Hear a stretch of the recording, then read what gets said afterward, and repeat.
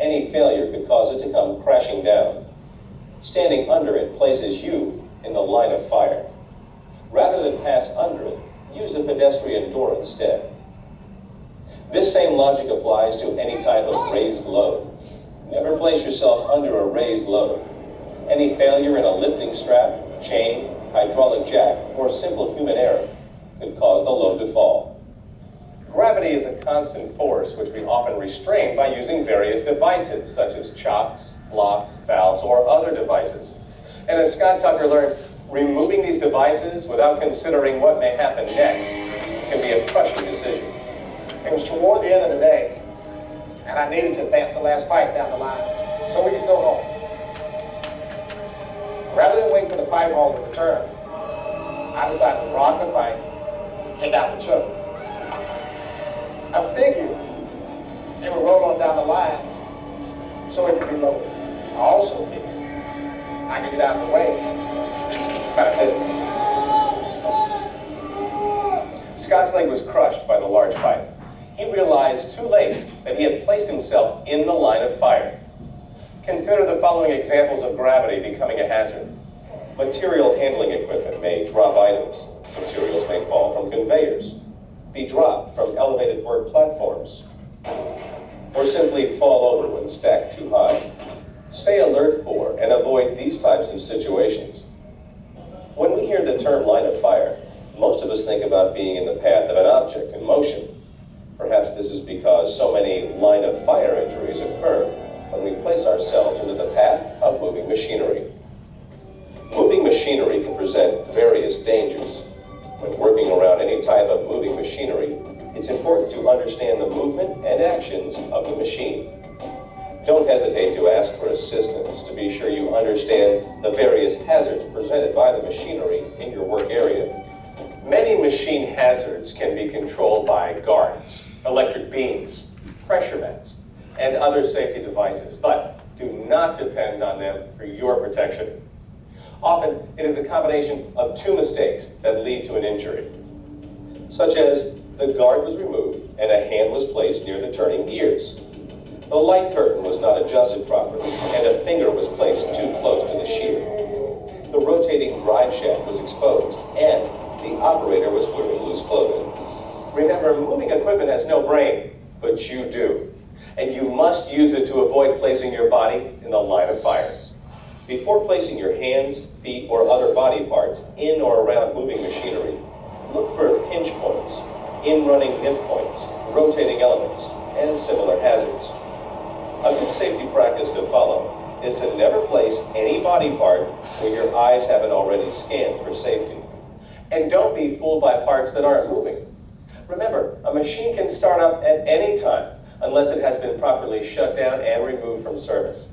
And as Freddie Jones discovered, even when you are the one controlling the action, having your fingers in a line of fire is an injury waiting to happen. Freddie needed to use the crane to lift some materials. He was in a hurry and was trying to free the hook from another load so he could move the crane to his area. Hurry up with that crane, Fred. We got to go. I'm just trying to get this hook off. It's got to lower it. Hold on. Freddie attempted to lower the hook with one hand while trying to free it with the other.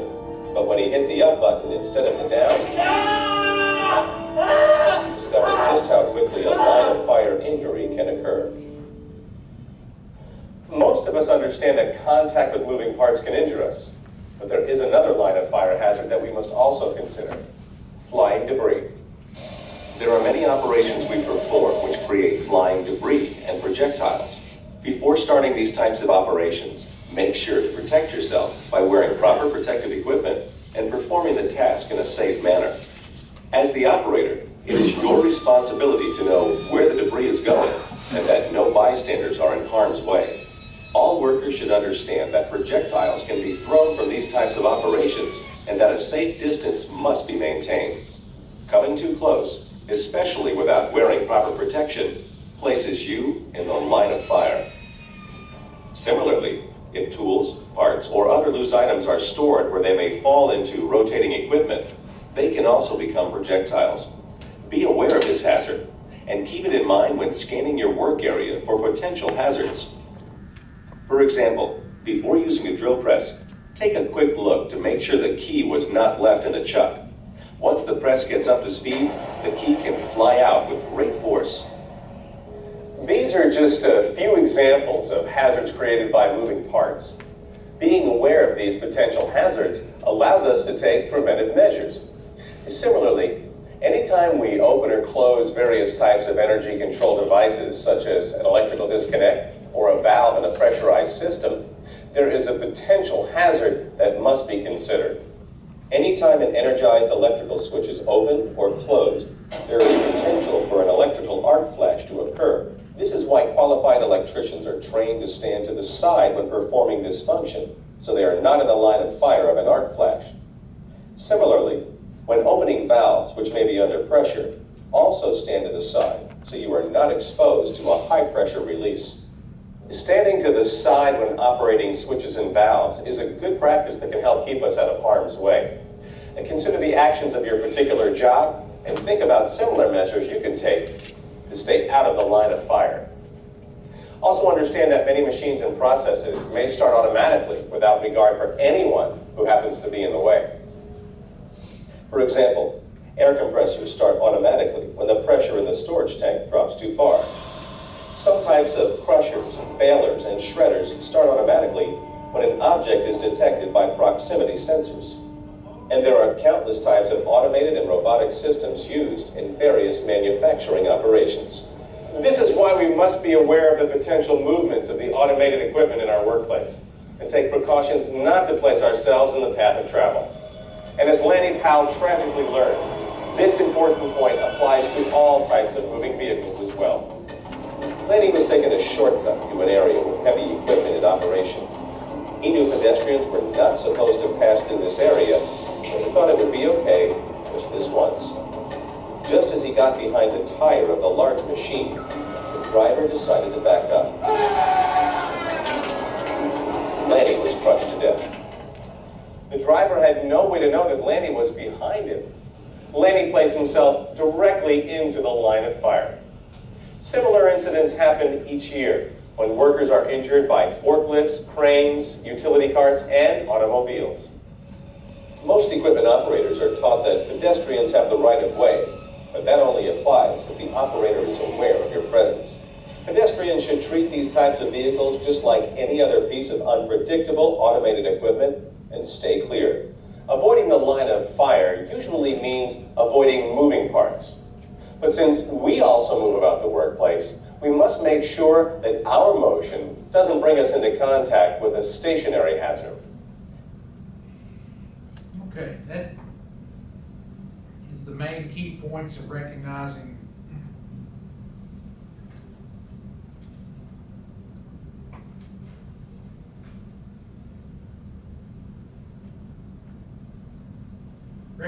hazards. So that's the key points of the video. Anybody learn anything from the video? See something new? Hadn't seen before?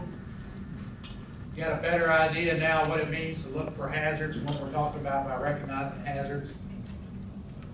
So the next step of that is safety control. You see Jeff, our site supervisor, is here on a forklift, our new forklift here. There are safety controls that we can put in place. We've identified our critical steps. We've looked at recognizing hazards. Now we're going to put in control measures to make sure that we eliminate those hazards. So engineering controls, things like light curtain safety controllers, machine guarding, maybe even a change in the process of the way we do it. Administrative controls, most of you know we talk about near misses, we talk about things on here, policies and procedures. We have policies for personal protective equipment. Those are administrative controls. Then we have PPE. Some of you have already got it either on your heads or your uniforms, your high-vis vests, steel-toed shoes, eyewear. That's PPE. And then what are we doing today? We're doing education, training, and development. We're learning about safety hazards. We do, you know, when you come in here to work at Honda, we do a safety orientation. We do an LMS computer-based training program. We do refresher research training on using forklifts, using backhoes, driving trucks, specialty equipment. The last thing is we do daily toolboxes, and then what we're doing today, a monthly safety meeting, because we're talking about safety constantly. These are the types of controls we can put into place. So I told you earlier, as one of our objectives, who creates GSAs? Well, it's the people that actually are familiar with the job. The ones that are out there working on the job are there, the ones that are most familiar. And then someone like myself or the team leaders that have knowledge in environmental health and safety can help as well. Safety controls should be put into place immediately if we recognize that there's a hazard. So we want to mitigate that hazard. JSA should be utilized to train new employees. So if we have a new employee like Casey over here, we can utilize that to train them because they might not know there are certain dangers in the steps that they're creating. They should be updated immediately following if you ever have an incident or if you find out there's a change in the way we do it or the process, you need to update the JSA to make sure we have the right safety controls in place. And then, like I said, after an incident, if there's an incident, something failed in that job safety analysis. So we got to go back and relook at it. And then we should review these minimally annually to make sure they're all up to date.